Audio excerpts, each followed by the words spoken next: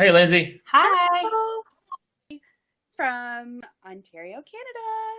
Oh, another Wow. We're Canadian. just hitting Love up it. some Canada We tonight. love you here in Canada. Oh, we love our So, Canadian friends.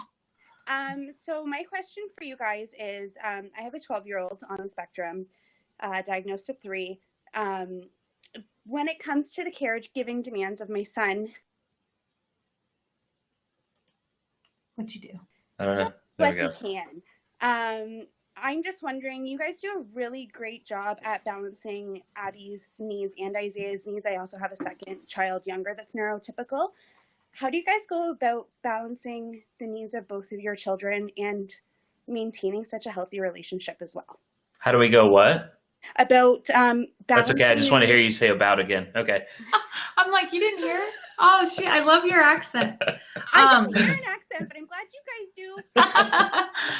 so honestly, I think the biggest thing that we did for Isaiah and Abigail was we included him in everything. So we didn't make it about, okay, we have to deal with Abigail's About. therapy right now. We made him a part of it. And Yeah. so that way it made no resentment for him.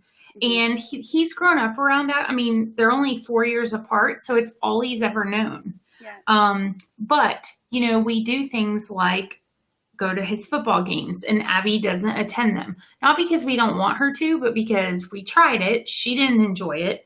We can't focus on his football games because she requires 100% assistance. And so we just made sure that was something we did for him.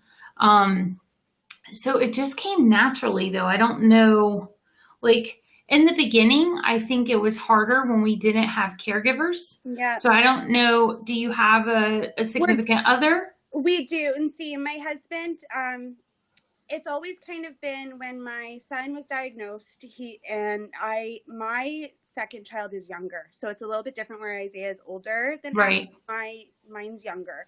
So I was off in Canada. We get a year maternity leave when you have a baby. So I was off on maternity leave while my son was in intensive behavioral intervention. So I was home 100% of the time with him, with the therapist, doing all the family parent training. He came to what he could that was outside of the time. But it's always kind of been, I'm the one that's always on deck, and I'm trying to share as much of the information with him that I can and kind of teach him while I'm learning as well. And we're just getting support set up now with respite and things like that. It's just, as my daughter has gotten older, I've just noticed some of the resilience that she had when she was younger. She's now 7. She's got more needs than she even did when she was a baby. So it's just kind of reconfiguring that balancing act. And as he's growing, my son on the spectrum, his needs are very, very different. And he has a secondary diagnosis of ADHD as well. So it's kind of got some extra things in there, and we're doing our best to work it all out. So I can tell you, very different. I can tell you when we both worked, because we at one point both worked out of the home. And so we would try to take turns on who would take Isaiah places by himself, who would take Abigail.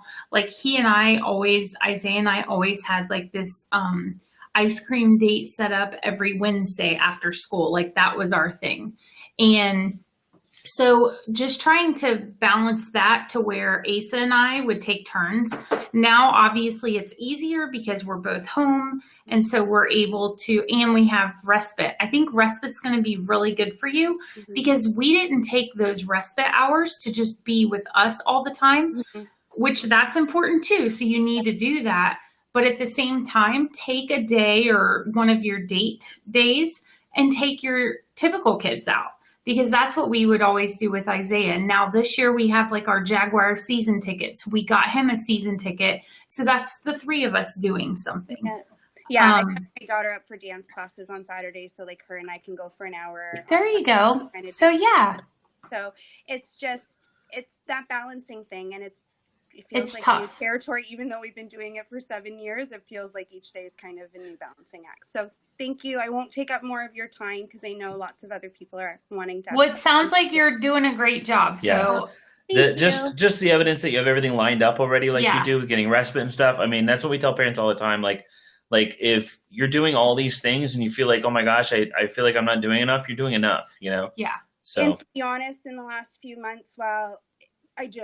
In Ontario specifically, autism supports have gone through a whirlwind over the last We've heard. yeah. few months. So to be honest, finding your channel in that time was really inspiring for me because I felt Awesome. like I was doing all of the things that you guys preach, but I wasn't getting far. But now it's just kind of, you feel like you're getting that momentum behind the boulder and you just want to keep that trajectory. So you guys are very inspiring, even to us here in Canada. It's all different models, but I appreciate everything that you do. Well, thank you. Awesome. Thank you. Have a great night. You Bye. too.